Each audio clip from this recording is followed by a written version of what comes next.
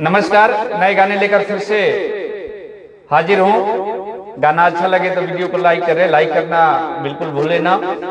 Comment करके बताएं कैसा लगा।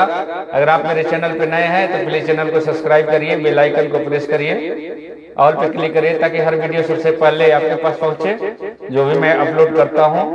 और रौनक पांडे से मैं ही वीडियो आप सभी के देखता हूं। आप अपना सहयोग जारी रखें। आइए एक सॉन्ग में सुनते हैं कैसे है।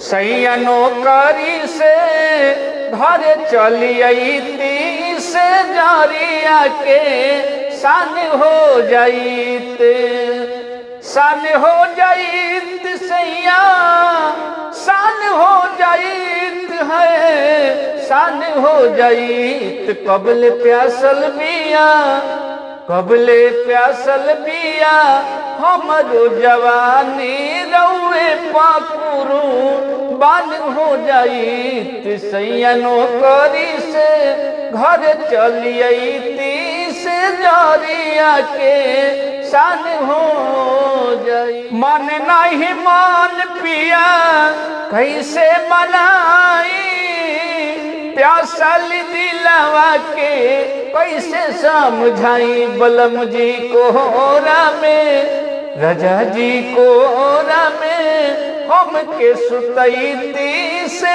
जारिया के सान हो जाइत। कब से प्यासल बिया हमरो जवानी रउए पाकुरू बान हो जाई।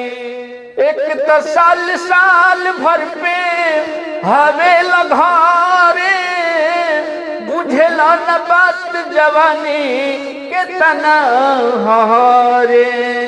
मन मित मन के, हाँ मन मित मन के सरधा पुरई तो से जारिया के सान हो जाइत। कब से प्यासल बिया हमरो जवानी रउए पाकुरू बान हो जाइत। सान हो जाइत सैया, सान हो जाइत है, सान हो जाइत। सैया नौकरी से घर चली अइती से जारिया के सान हो जाइत। कब से प्यासल बिया हमरो जवानी रउए पाकुरू बान हो जाइत।